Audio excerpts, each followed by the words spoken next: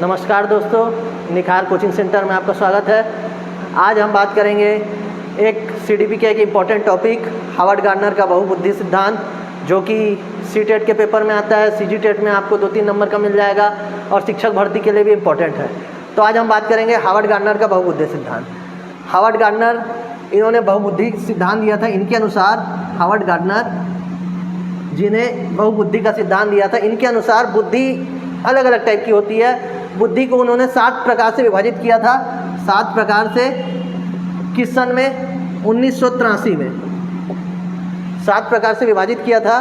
सन भी पूछता है 1983 में, लेकिन बाद में इन्होंने इसमें बदलाव कर दिया, इसमें बदलाव किया और इसे बताया यह बुद्धि होती है 8 प्रकार की। किस सन में? 1998 में। तो यहाँ से ही 2 क्वेश्चन आपके निकल जाते हैं। 7 प्रकार 1983 में और हावर्ड गार्डनर जी ने 8 प्रकार की बुद्धि बताई 1998 में। क्लियर?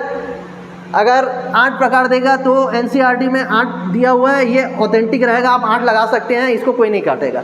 8 सबसे मोस्ट एमपी रहेगा। अब इसके बाद बात करते हैं क्या होती है बुद्धि के प्रकार। सबसे पहला टाइप होता है इसमें शाब्दिक बुद्धि नाम से स्पष्ट है। शाब्दिक मतलब शब्द जिनमें बोलने की तत्परता हो, बोलने की कला में माहिर, ये पहला टाइप है। ये इनमें निपुण रहते हैं वो क्या बन सकते हैं? देखिए, जो बोलने में सक्षम रहते हैं, जैसे कवि बन सकते हैं या वकील बन सकते हैं। तो जो इसमें इन बुद्धि में एक्सपर्ट होते हैं वो बनते हैं कवि या वकील। क्लियर? पहला बुद्धि समझ आया। इसके बाद हम बात करते हैं सेकंड टाइप बुद्धि है तार्किक बुद्धि। आप क्रम से भी याद कर सकते हैं या आगे पीछे भी कर सकते हैं, ऐसा कोई दिक्कत वाला बात नहीं है। तार्किक बुद्धि सेकंड टाइप है।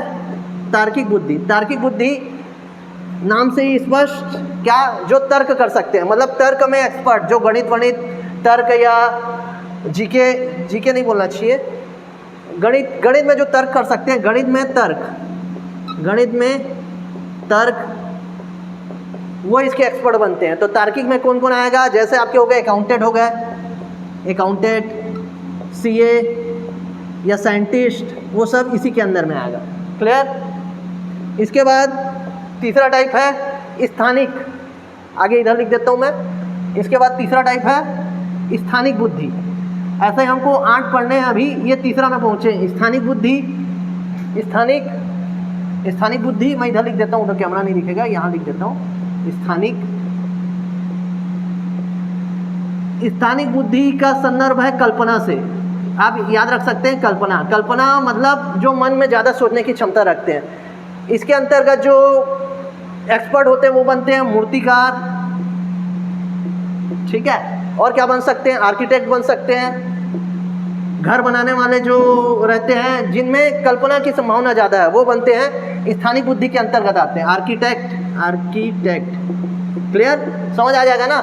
जो कल्पना कर सकते हैं। सवाल वैसा ही आता है, अगर पूछेगा मूर्तिकार किस में आएगा तो आपको बताना है स्थानिक बुद्धि में, हावर्ड गार्डनर के अनुसार। क्लियर है? इसके बाद चौथा नंबर है शारीरिक गति। शारीरिक गति मतलब जो फिजिकल शरीर से जो सक्षम रहते हैं, मतलब जिनकी शारीरिक क्षमता अच्छी होती है, वो आते हैं शारीरिक गति के अंतर। तो इसके अंतर्गत आते हैं अभिनेता या अभिनेत्री। और बताइए क्या हो सकता है? आप बताइए। शारीरिक मतलब फिजिकल एक्टिविटी उसकी अच्छी होनी चाहिए, तो इसमें आप और ले सकते हैं खिलाड़ी भी आ जाएगा इसमें। क्लियर? अगर परीक्षा में आ गया, कुछ नया नाम आ गया तो आपको हड़बड़ाना नहीं है, ऐसा ही आएगा, इसमें आपको समझना है। खिलाड़ी पूछ दिया तो आपको आंसर दे देना शारीरिक गति, ठीक है। इसके बाद एक और कर लेते हैं, आज बाकी करेंगे अगले क्लास में। इसके बाद आ गया संगीतात्मक बुद्धि। ठीक है। संगीतात्मक बुद्धि, इस क्षेत्र में जो बुद्धि वाले आते हैं वो संगीत में अच्छे रहते हैं, संगीत में एक्सपर्ट। कौन आ सकता है इसमें? संगीत में एक्सपर्ट, ठीक है। अनुभवी लिख देता हूँ। इसके अंतर्गत कौन कौन आ जाएगा? देखिए, अगर पूछ दिया लता मंगेशकर तो किस में आएगी? लता मंगेशकर, वो भी आएगी। और जितने भी संगीत में एक्सपर्ट है, कुमार सानू, सब इसी में आएंगे। क्लियर? समझ आ गया?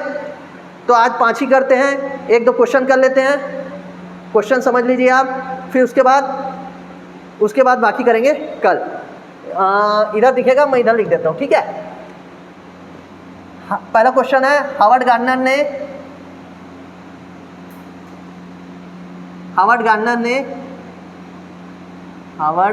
ने कब बताया, किस सन में बताया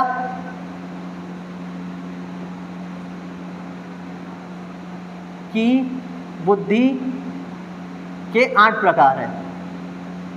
पहला क्वेश्चन, ठीक है, आप कर सकते हैं। दूसरा क्वेश्चन, सचिन तेंदुलकर किस बुद्धि के अंतर्गत आएंगे।